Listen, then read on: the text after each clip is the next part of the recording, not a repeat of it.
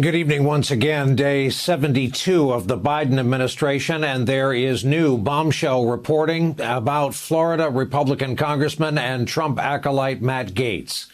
This week, the New York Times broke the story that the Justice Department was investigating Gaetz for sex trafficking involving a 17-year-old girl. Well, tonight, the Times is back on the board with a new report that, quote, a Justice Department investigation into Representative Gaetz and an indicted Florida politician is focusing on their involvement with multiple women who were recruited online for sex and received cash payments.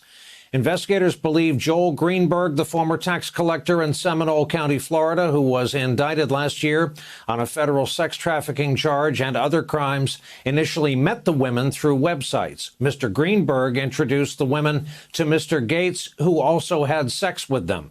Mr. Gaetz denied ever paying a woman for sex. Katie Benner, you have no less a task of explaining this story, especially this update to our viewers tonight. Do I read it correctly that the allegation is, and someone has indeed seen the receipts, that young women were paid via Cash App and Apple Pay? That's correct. We've seen receipts of payments to two different women by Congressman Gaetz and his friend Joel Greenberg. So I believe what the men would say is that the payments would be something for other than sex. The women would say that, in fact, the payments were for sex, that they had sexual relations with both men. Now, how does this all come together? This story started out, the initial headline that people might have seen was an investigation into the congressman for allegations of sex trafficking.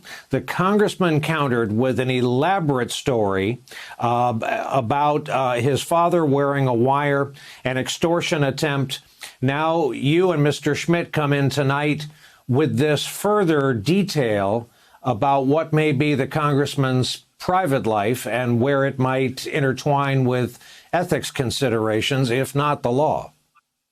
So I think that we need to separate the extortion allegations from this investigation. I think there's a possibility that two things can be true. You can be both the victim of the crime and you can both be the subject of an investigation into a possible crime. So putting aside the extortion for a moment, which is something that began only last month. This is a months-long investigation. It began under Attorney General Barr and under the Trump administration. People were looking at Joel Greenberg for a variety of infractions, and one of the things that investigators found is it was very likely that he had had sex with a 17-year-old girl. Now, when they executed the search warrant for his possessions, they also found evidence that showed that Congressman Gaetz was, if not involved, certainly aware, and they continued to dig. It led them to Congressman Gaetz. It led them to information about these arrangements that had been initiated by Mr. Greenberg on websites where he would reach out to women and meet them, and then he would introduce them to the congressman. As a part of those arrangements, the two men would have sex with these women. The women would get paid. The women say that the payments were for sex. They had spoken with the FBI about these encounters. And one of the big issues when you look at legal liability is whether or not the congressman also slept with with a girl who was 17 at the time.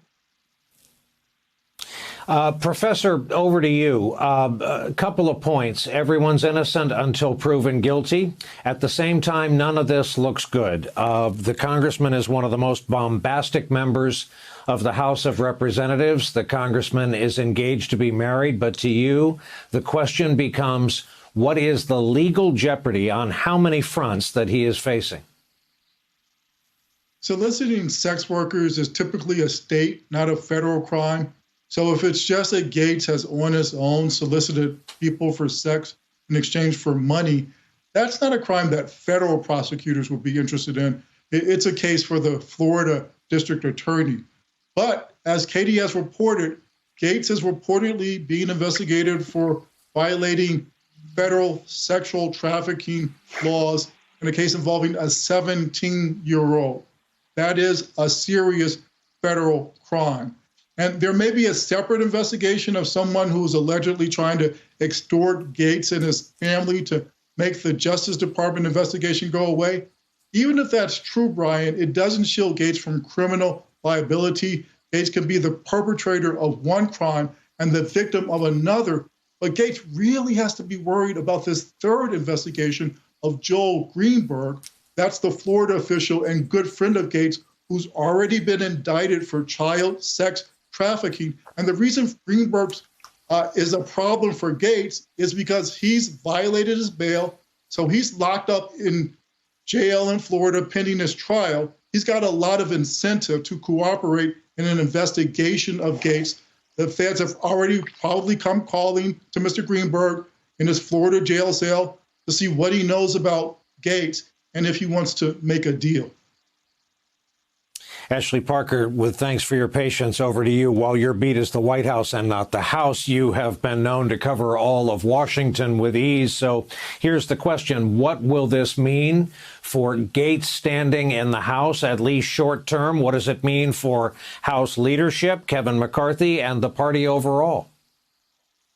So Gaetz was someone who did not have a ton of allies in Congress to begin with, even among Republicans. He was, as you pointed out, a bombastic and a very vocal Trump ally. So he did have allies and support in that sort of MAGA world. But what you're seeing now is there's not that many people rushing to his defense. There's very few people, in fact, proactively defending him. You know, this is someone, when you mentioned leadership, who flew to Wyoming to participate in a rally against Liz Cheney because she had voted to impeach President Trump. And you saw McCarthy in an awkward situation where he basically said he was not going to strip Gaetz of his committee assignments yet. He's waiting to see what happens, but he basically said the allegations were very troubling. And if any of it proves to be true, Gaetz absolutely would be stripped. So it's not the sort of circling of the wagons and vociferous defense you want from members of your own party. And this is at the beginning, and it looks like, at least according to Katie and Mike's fantastic reporting, that it is going to get worse for Gaetz, not better. And Katie, over to you. Other than people refreshing your byline on the New York Times website, what is supposed to happen next in this case, according to your understanding of the investigation? I think the investigators are going to continue to try to reach out to as many of the women involved as possible. Of course, they're also going to look at other allegations, including the fact that witnesses have told them that they used drugs when they would have these sexual encounters with the men, because that could also complicate legal questions for the congressman. I do feel like it's fair, though, as part of this segment, to read Matt Gaetz's entire denial in full. He says, his office says Matt Gaetz has never paid for sex. Matt Gaetz refutes all the disgusting allegations completely. Matt Gaetz has never, ever been on any such websites whatsoever. And Matt Gaetz cherishes the relationships in his past and looks forward to marrying the love of his life. So I do want to say, put in his full denial, because he very, very much adamantly pushes against these allegations. We just know that these are things that the FBI has learned from witnesses. Hey, thanks for watching our YouTube channel. You should know that you can follow today's top stories and breaking news and catch up on your favorite MSNBC shows all in one place. Download the NBC News app today.